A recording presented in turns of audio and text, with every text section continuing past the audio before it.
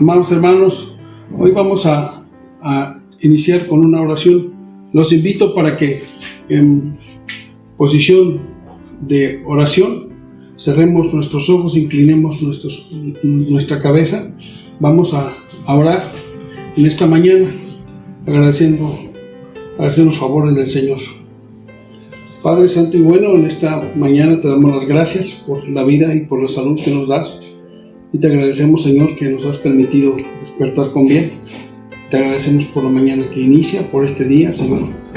Y te agradecemos porque por este medio, Señor, podemos tener comunión, que, Señor, no debería ser así. La comunión debe ser personal, pero, Señor, te pedimos que tengas piedad de nosotros. Señor, te pedimos que nos ayudes a encontrarnos contigo en nuestro diario vivir. Y que, Señor, tomes en cuenta nuestro culto racional que hoy damos a tu nombre, y damos honor y gloria a tu nombre, porque tú eres el único que merece tal cosa, Señor. Mereces la honra, mereces la gloria, Padre. Y en ti, Señor, tú que todo lo conoces y todo lo sabes, tú que tienes el poder, el querer y el hacer, y que toda buena dádiva y todo don perfecto proviene de ti, Padre. Sabemos que sin ti ni las hojas de los árboles se mueven. Te rogamos y te pedimos que no veas imperfección y que recibas, Señor, nuestro culto racional. Danos el alimento hoy, el alimento material y el alimento espiritual que hoy nos corresponde, Señor, porque de tu mano recibimos y de tu mano también podemos dar. Gracias, Señor. Escucha nuestros cantos, nuestras oraciones y nuestras alabanzas, Señor, con gratitud. Te rogamos todo esto y te pedimos todo esto en el poderoso nombre de nuestro Salvador Jesucristo. Amén, Señor.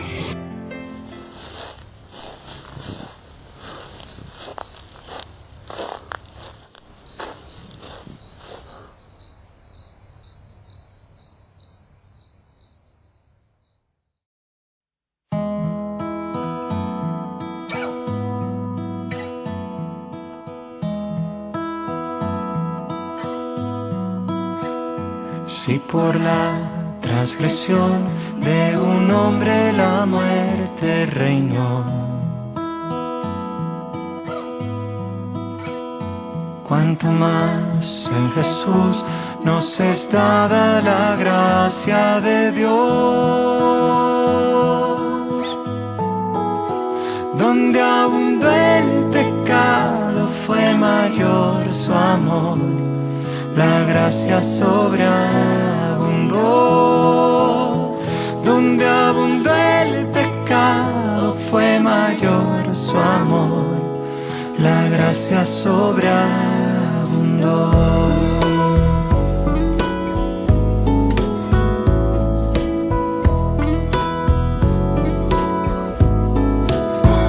Si por la transgresión de un hombre la muerte reinó, por la transgresión de un hombre la muerte reinó, cuanto más en Jesús nos es dada la gracia de Dios. En Jesús nos es dada la gracia, donde abundó el pecado fue mayor su amor. La gracia sobreabundó, donde abundó el pecado fue mayor su amor. La gracia sobreabundó.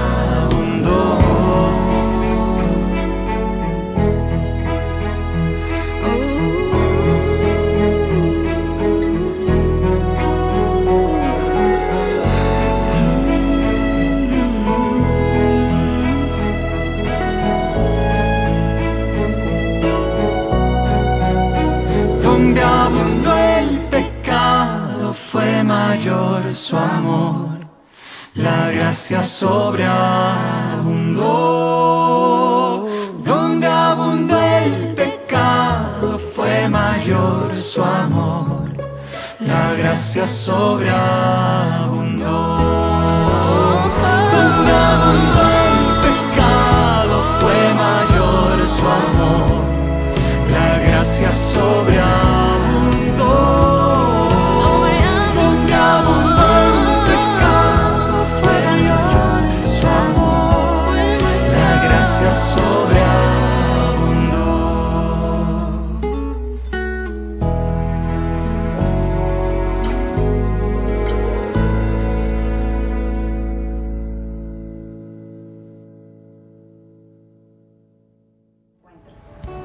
Bendiciones para todos y vamos a alabar a nuestro Señor con todo nuestro corazón para que Él se goce. Amén, hermanos. La misma fe, el mismo amor, el mismo Espíritu nos une hoy con ti, Señor, para adorarte como siempre, para adorar de corazón.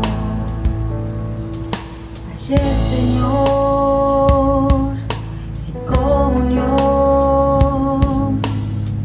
perdido cada cual sin salvación, sin tu perdón, y mira siendo diferentes, nos unes en adoración.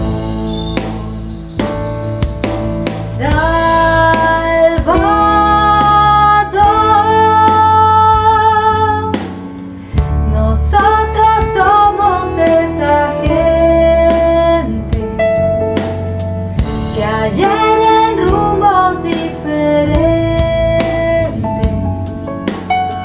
pasaba el tiempo sin razón. Salvador,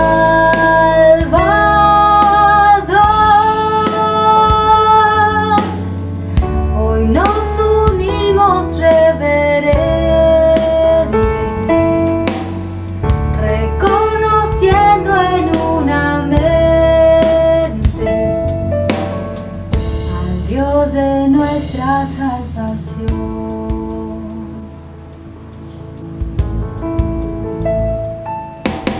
El mismo Dios, el gran Señor, el mismo Padre que nos amó, nos escogió para adorarle como siempre, para adorar de corazón. Gracias, Señor, te damos porque tú nos permites vivir el día a día. Gracias porque tu amor es tan grande, Señor, y tu misericordia infinita. Bendito seas, Padre. Bendice esta iglesia de Benecer, que a pesar de la distancia, Señor, podemos seguir adorándote y nos permites vivir.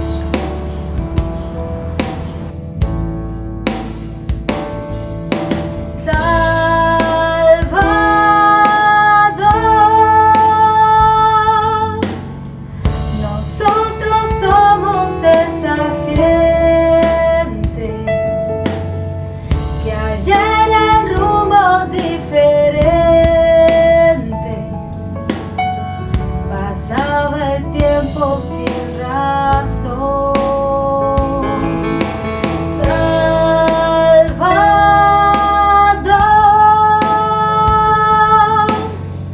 hoy nos unimos reverentes, reconociendo en una mente al Dios de nuestra salvación, al Dios de nuestra salvación, al Dios de nuestra salvación.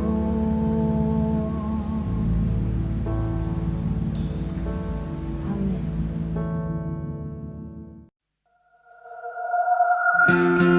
Sabes de perder,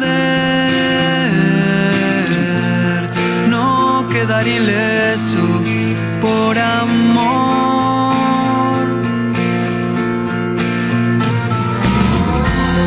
Sabes de morir a cada momento por amor, por mi amor. Y hoy que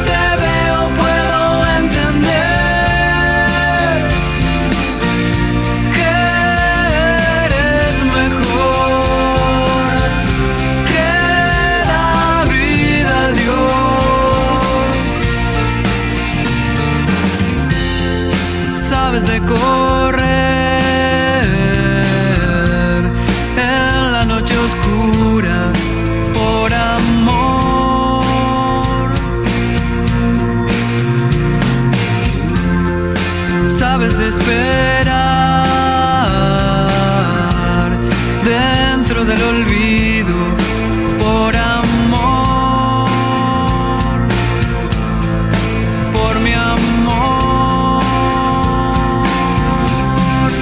Y hoy que te veo puedo entender que eres mejor que la vida, Dios.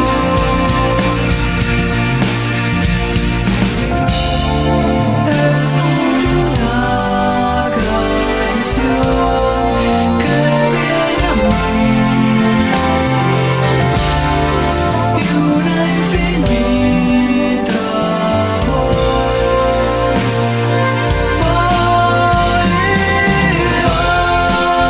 Hoy que te veo puedo entender que eres mejor que la vida, Dios. Hoy que te veo puedo entender que eres mejor que la vida,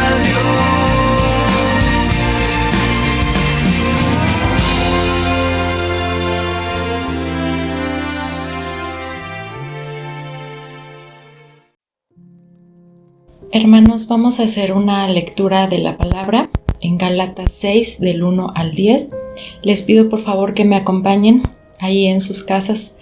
Vamos a leerlo en voz alta. Iniciamos.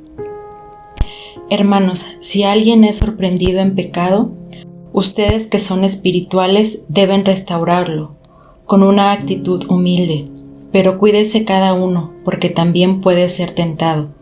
Ayúdense unos a otros a llevar sus cargas, y así cumplirán la ley de Cristo. Si alguien cree ser algo cuando en realidad no es nada, se engaña a sí mismo.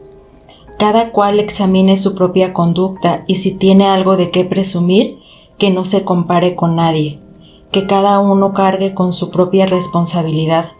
El que recibe instrucción en la palabra de Dios, comparta todo lo bueno con quien le enseña. No se engañen, de Dios nadie se burla, cada uno cosecha lo que siembra. El que siembra para agradar a su naturaleza pecaminosa, de esa misma naturaleza cosechará destrucción. El que siembra para agradar al Espíritu, del Espíritu cosechará vida eterna.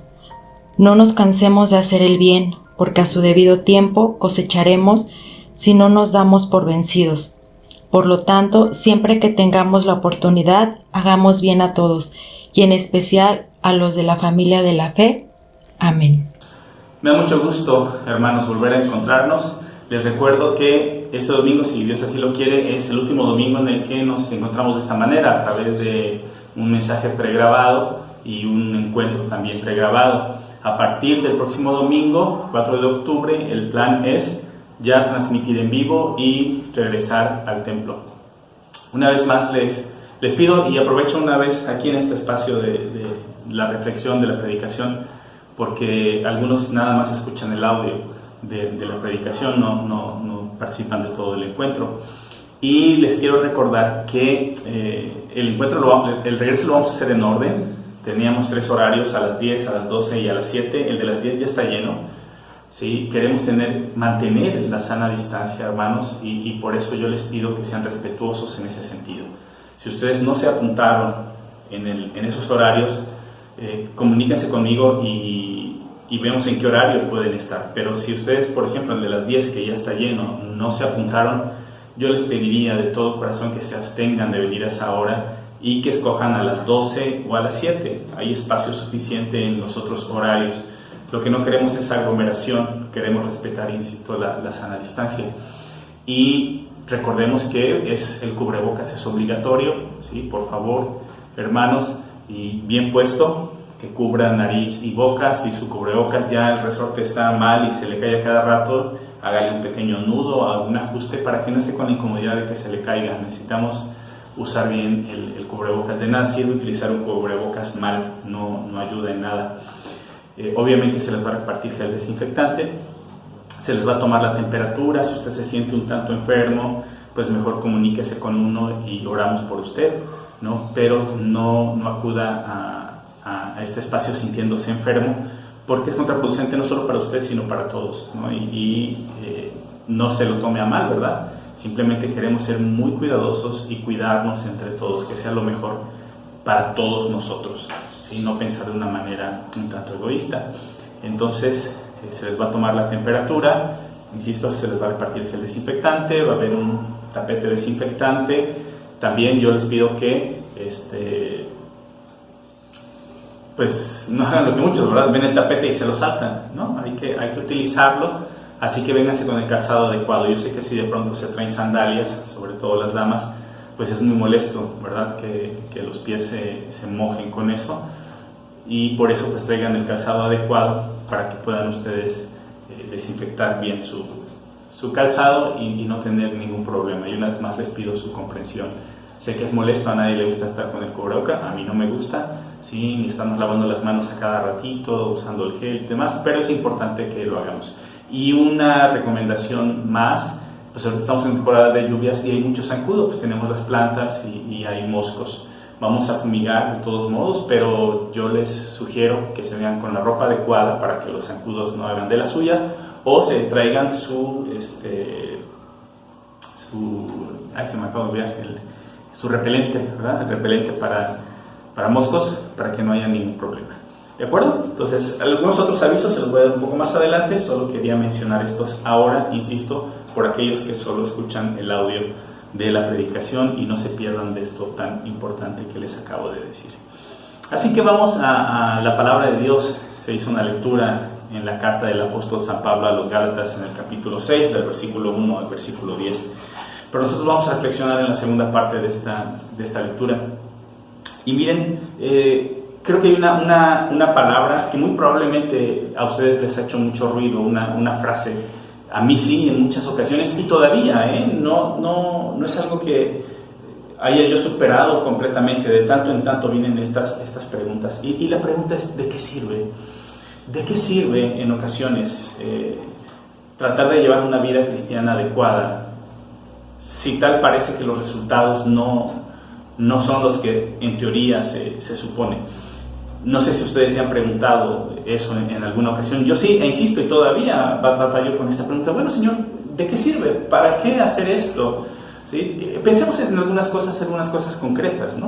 O sea, ¿de qué sirve, Señor, que yo me esté esforzando en perdonar a otros si veo que la persona no cambia, si veo que tiene las mismas actitudes y la situación no mejora? ¿De qué me sirve hacer este esfuerzo tan titánico en muchas ocasiones de perdonar al otro, ¿no? ¿De qué sirve, a veces preguntamos, hacer el bien, ¿no?, a otras personas cuando no hay siquiera una palabra o una actitud de gratitud de parte de ellos? Y no es que uno lo haga para recibir la alabanza, pero al menos uno espera un gracias, y en ocasiones nos llega, y entonces empezamos a cuestionar, ¿no? ¿De qué sirve que nosotros hagamos el bien a una persona si ni siquiera va a dar las gracias? Nos pasa en muchas ocasiones. ¿De qué sirve orar si tal parece que las cosas no cambian?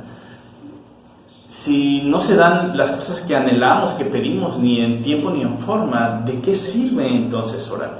¿De qué sirve comprometernos en amor con otras personas si ellas no están dispuestas a comprometerse en amor con nosotros? Y a veces viene esta sensación de que simplemente damos, y damos cariño, damos amor, comprensión, lo que sea, cualquier expresión del amor, pero sentimos que no viene de regreso de la misma manera, no con la misma intensidad, o simplemente no hay una respuesta afectiva, ¿no? Y pensamos, bueno, ¿de qué sirve? ¿De qué sirve, pensamos, llevar una vida relativamente sana, con hábitos relativamente sanos, si de todos modos la enfermedad va a venir a golpear nuestro cuerpo? Y decimos, bueno, ¿qué pasó si yo me cuidaba? ¿Por qué entonces estoy padeciendo esta situación? Y esta duda de qué sirve puede ser una duda bastante legítima y común, que aparece no solo en los cristianos. Obviamente en los inconversos aparece de una manera un tanto más marcada, pero también en los cristianos de pronto tenemos esta duda, esto que de pronto no nos deja estar muy tranquilos. Pero ¿saben una cosa? Esta duda realmente es legítima y podría considerarse válida siempre y cuando no estuviera Dios. Porque la palabra de Dios nos invita a nosotros a confiar en que tenemos a un Dios vivo que actúa e interactúa y hace algo, y que Él toma en cuenta todo lo que nosotros hacemos. Y de eso nos habla precisamente la palabra de Dios en Gálatas capítulo 6. Hicimos esa lectura hace unos momentos y voy a volver a leer el versículo 7. Dice de la siguiente manera: no se engañen, de Dios nadie se burla, cada uno cosecha lo que siembra. ¿Sí? Es importante entender esto. Dice, de Dios no te puedes burlar, a Dios no lo puedes esquivar, Dios está allí. Y esa es nuestra fe y esa es nuestra confianza. Y por eso podemos decir que sí sirve. ¿Sí? Cuando viene esta duda y preguntamos ¿de qué sirve hacer lo bueno? Por supuesto que sirve, y sirve porque tenemos a un Dios que recompensa. La palabra de Dios nos enseña eso. Tenemos a un Dios vivo que nos acompaña y a un Dios que lleva la cuenta de nuestras acciones. Esta era la confianza, por ejemplo, de Nehemías. Nehemías dice de la siguiente manera, en Nehemías 13:14: recuerda esto, Dios mío, y favoréceme. No olvides todo el bien que hice por el templo de mi Dios y de su culto. Nehemías ama a su pueblo, a Nehemías le duele la condición de su pueblo. Por supuesto, Nehemías ama a Dios. Pero es interesante porque Nehemías va, trabaja, y ustedes, si ya leyeron el libro de Nehemías, se dan cuenta de todo el esfuerzo, todas las pruebas, todo lo que él tiene que hacer para restablecer no solo las murallas de este lugar, sino para restablecer la vida espiritual de su pueblo. Y constantemente Nehemías ora a Dios y le dice: Señor, ten en cuenta lo que he hecho, por favor, ten en cuenta lo que he hecho. Eso es maravilloso, ¿verdad? Somos seres humanos y cuando vamos delante de Dios le decimos: Señor, no tengas en cuenta lo que he hecho, cuando hablamos del pecado, porque aún la palabra de Dios así lo enseña. Señor, por favor, perdóname. Señor, por favor, no veas mi maldad, no veas mis malos actos. Pero cuando se trata de hacer lo bueno, pues le decimos a Dios: Señor, por favor, venme. ¿Sí? Por favor, toma en cuenta lo que estoy haciendo. Y yo creo que esto es agradable delante de Dios. Nehemías era un hombre justo, Nehemías era un hombre piadoso, conocía a Dios y él veía y experimentaba cómo Dios lo impulsaba y lo ayudó a cumplir con su propósito. No creo que Nehemías estuviera equivocado en esta situación.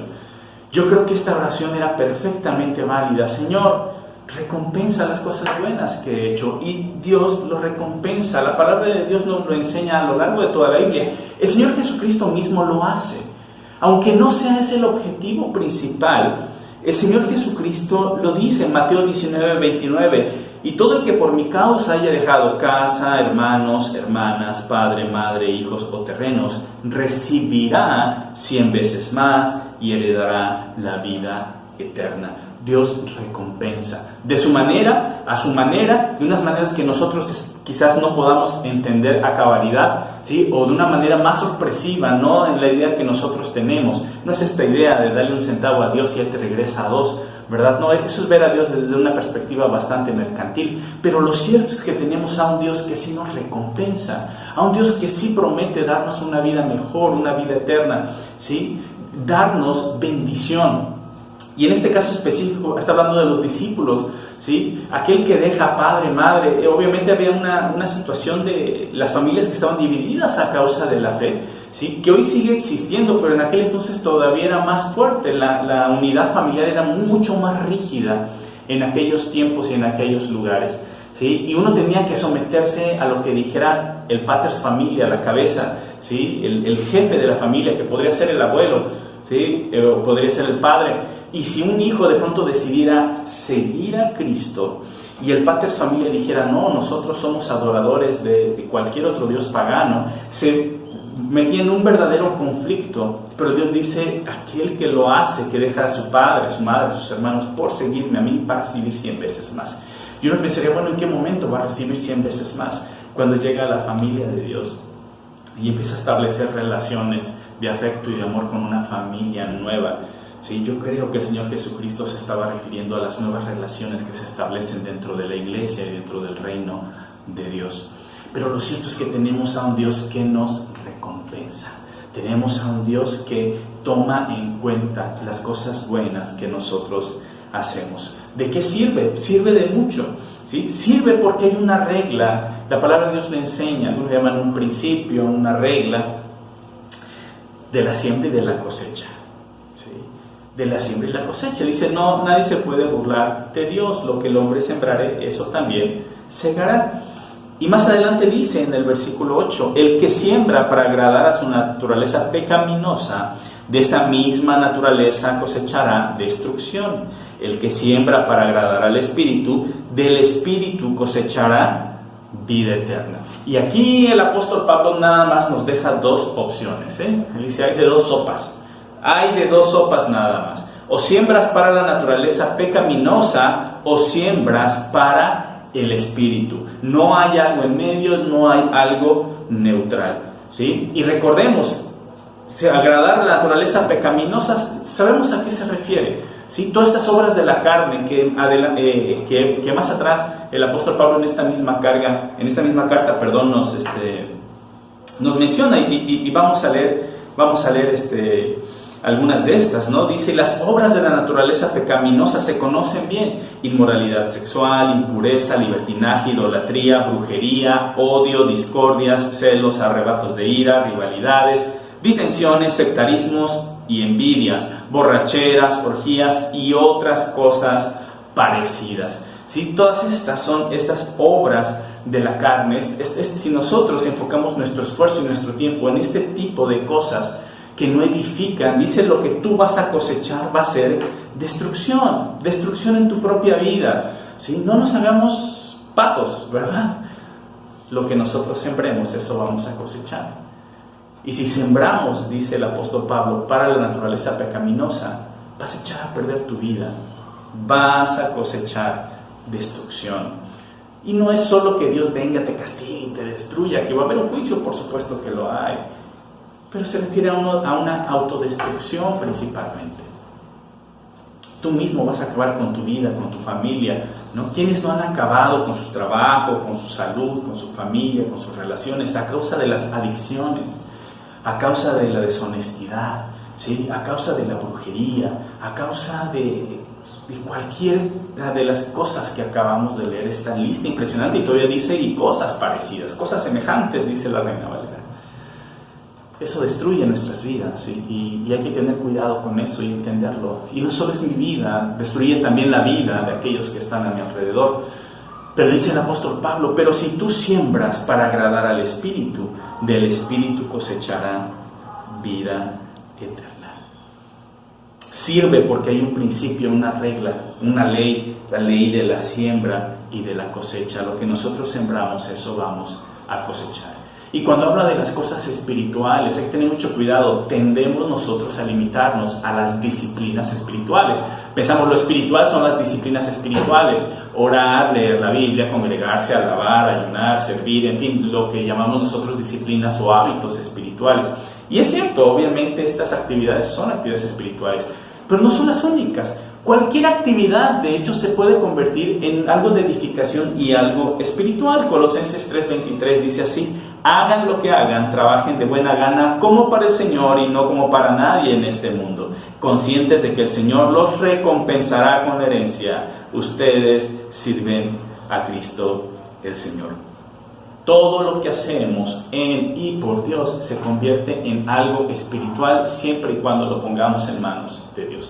Así, cocinar, por ejemplo, ¿sí? Algo que hacemos todos los días se convierte en una actividad espiritual cuando ponemos en manos de Dios nuestros talentos, cuando damos gracias por el alimento y cuando los preparamos no solo para nuestra edificación, nuestra salud o nuestro disfrute, sino también para bendecir a otros, para el disfrute de otros, ¿sí? Y esta actividad tan cotidiana como ir a trabajar, por ejemplo, ¿sí? Lo que se habla de la ética del trabajo, la vocación del trabajo, todo lo que yo haga y todo lo que trabaje va a ser para la gloria de Dios, ¿sí? Siendo honesto en mi trabajo, siendo disciplinado, dando lo mejor de mí, tratando de aportar mi servicio para otras personas, ¿sí? Y de esa manera se convierte en algo espiritual. Miren, aún el deporte, el ejercicio, ¿verdad? Cuidar mi cuerpo, cuidar mi salud, disfrutar tiempos de placer, ¿sí? Si es deporte en conjunto, en equipo, contra alguien más, es decir, hacerlo con respeto, sí, es un desafío, pero siempre con respeto y procurando la integridad también del otro.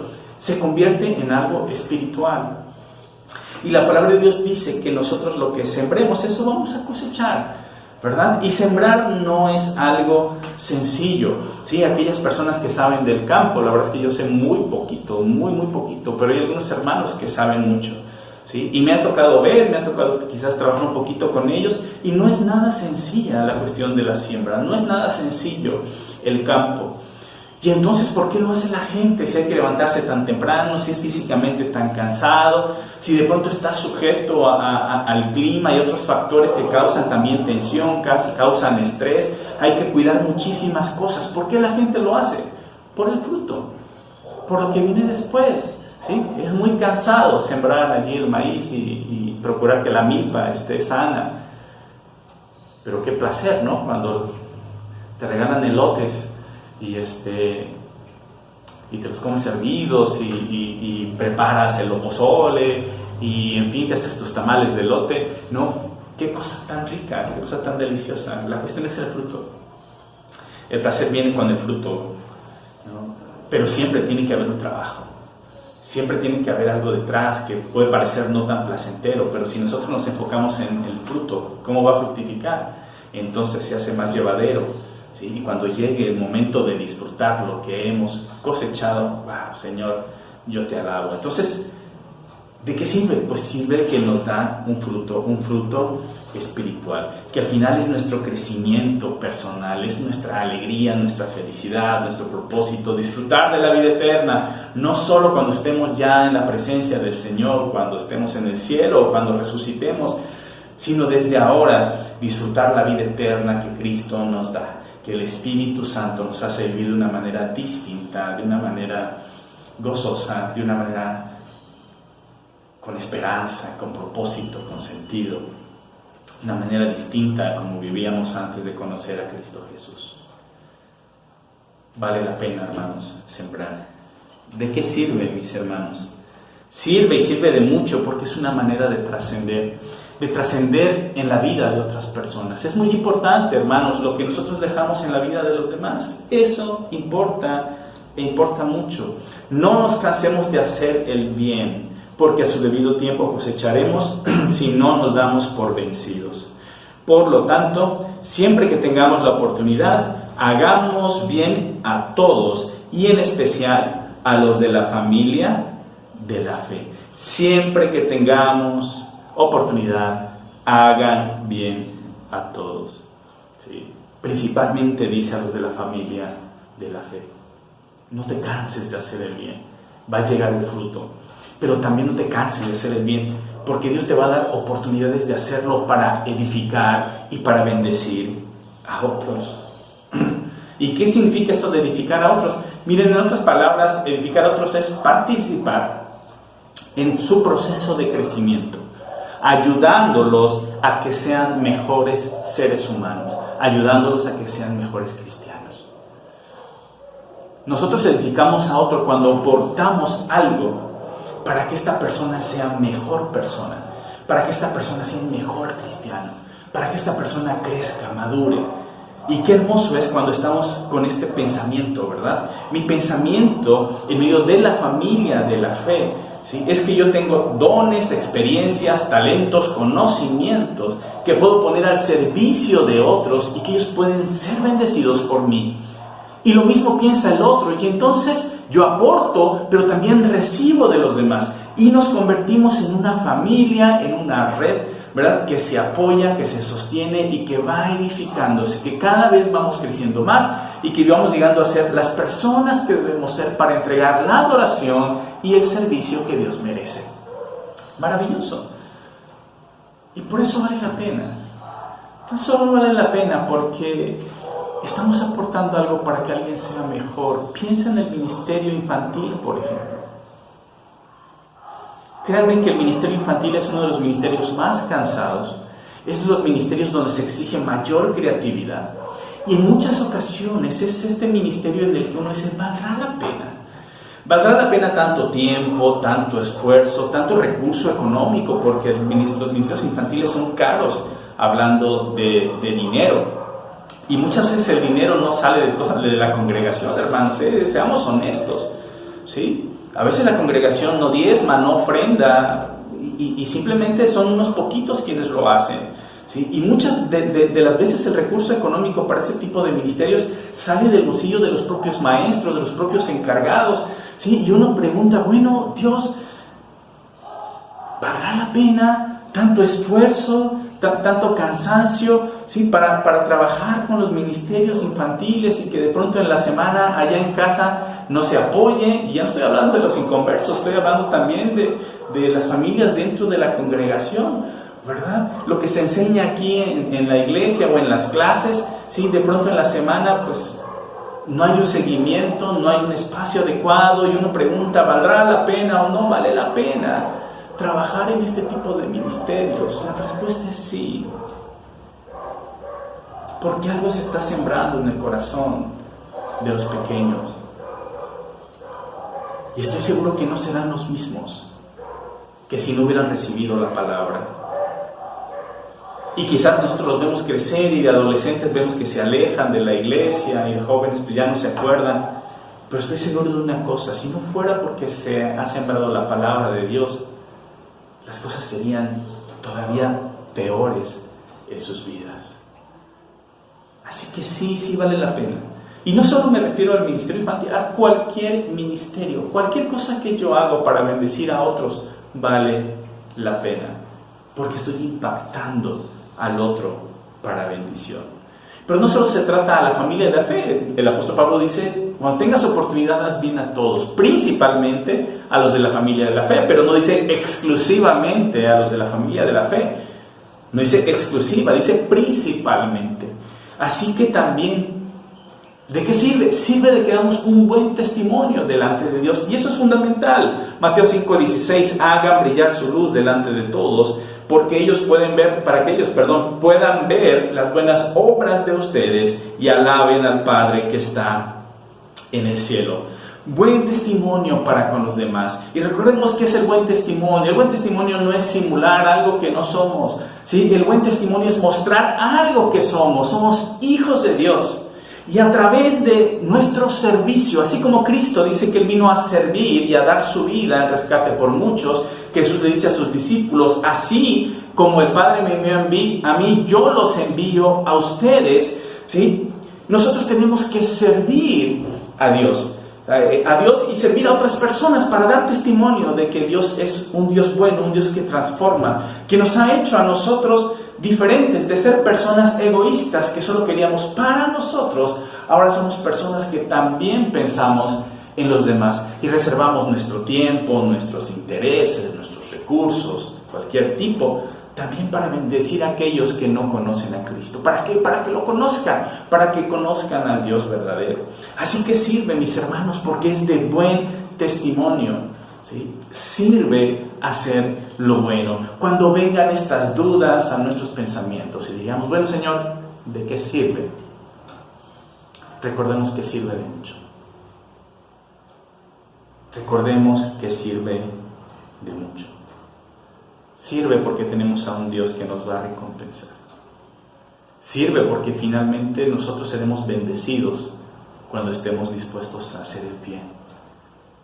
Sirve porque eso edifica a otros y es de testimonio para otros.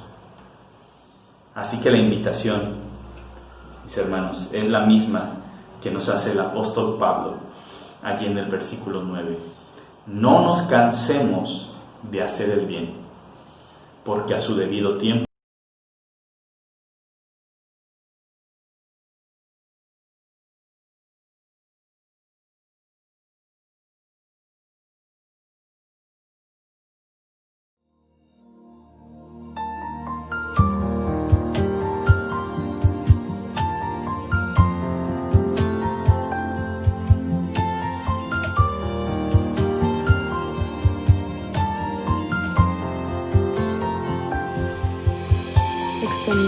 Sáname, Señor, tú me conoces, quebranta mi corazón, transfórmame conforme a tu palabra y lléname hasta que en mí te encuentres solo a ti, mi Dios. Úsame, Señor, úsame, transfórmame conforme a tu palabra y lléname hasta que en mí te encuentres solo a ti, mi Dios. Úsame, Señor, úsame como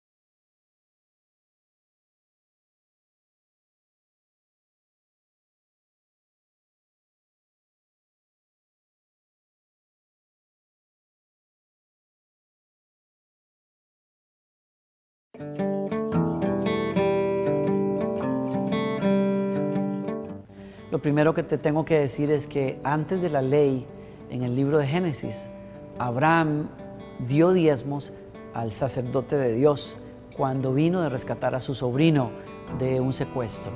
Y eso me enseña a mí que el diezmo, como un principio de adoración, no es exclusivo de la ley, es un principio de vida.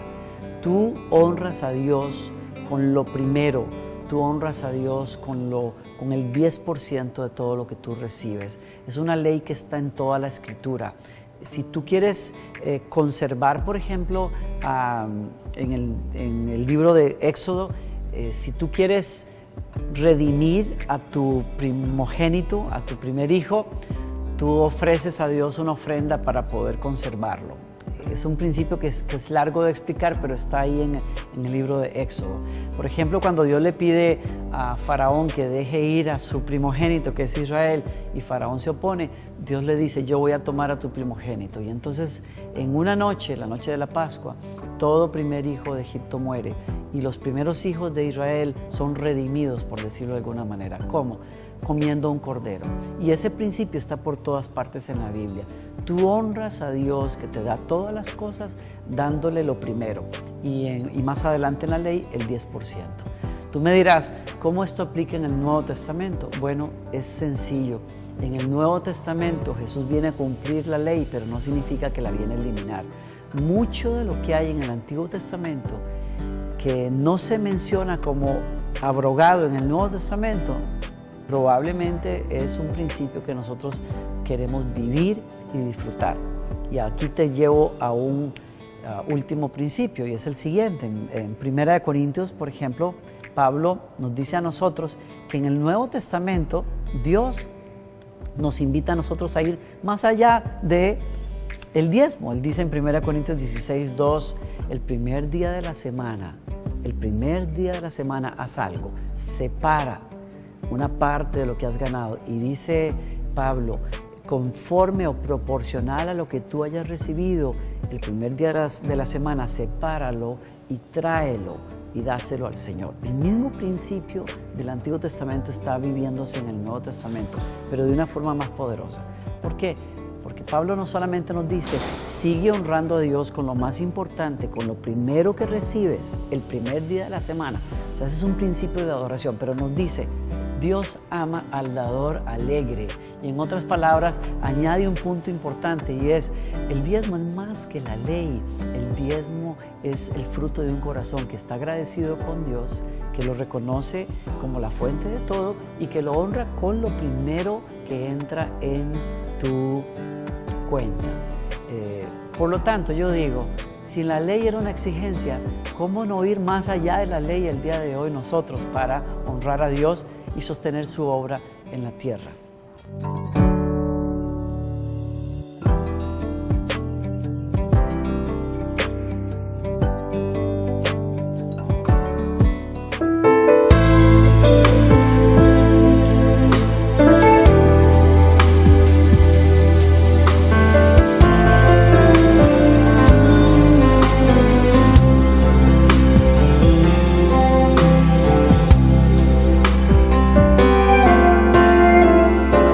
Yo quiero ser tu siervo fiel, conforme a tu corazón. Yo quiero ser esa canción compuesta a ti por mi vivir. Yo quiero ser un manantial, un brote de adoración que hoy siempre corre a tus pies. De tu jardín yo quiero ser aquel perfume que te agrada a ti. Siempre seré tu siervo fiel,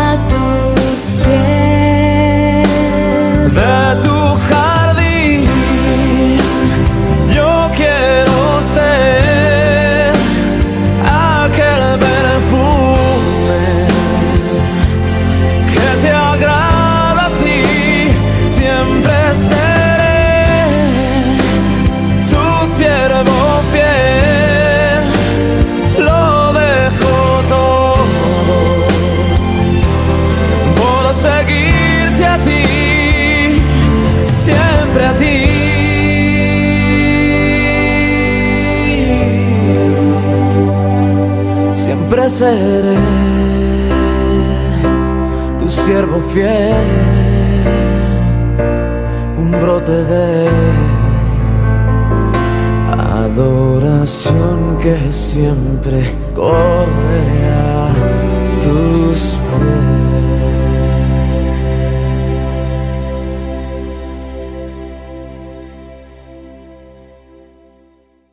Hola hermanos, es un gusto verles y saludarles por este medio. Les pido por favor que me acompañen a orar.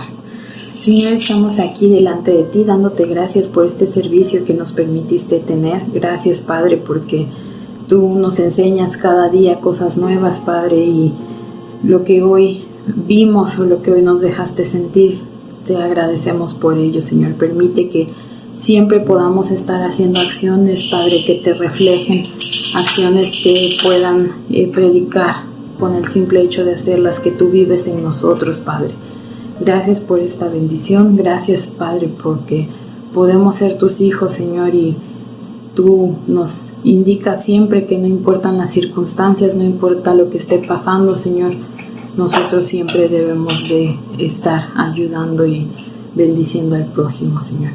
Gracias porque permites que sea de esta forma, Señor, y gracias porque has cuidado nuestras vidas hasta el día de hoy. Te pedimos que te quedes con nosotros, Padre, y que tú seas el que también bendiga nuestras vidas. En tu nombre, amado, te lo suplicamos y te damos gracias, Señor. Amén. Es un gusto estar con ustedes, hermanos, pero espero en Dios que puedan estar muy bien en toda esta semana y esperamos vernos pronto. Que estén bien. Hasta luego.